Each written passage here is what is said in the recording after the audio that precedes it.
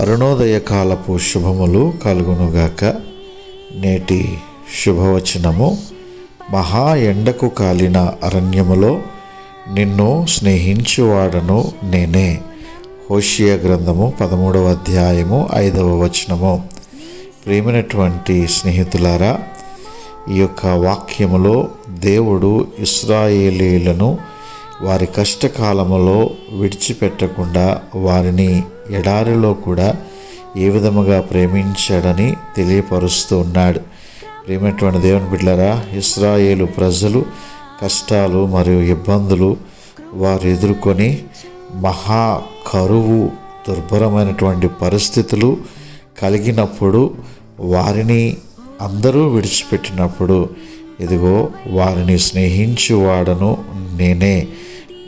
వారి పట్ల దేవునికి ఉన్నటువంటి ప్రేమను వారిని విడిచిపెట్టకుండా, వారు ఆకలి కొనకుండా వారిని రక్షించి కాపాడినటువంటి ఆ సందర్భాన్ని మనం చూస్తున్నాం.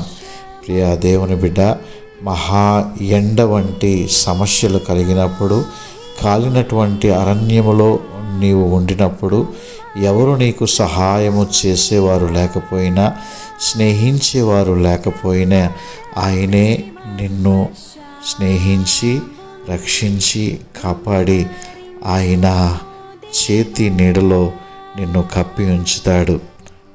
దేవుడు నిన్ను దీవించునుగాక. ఆమేన్. God bless you.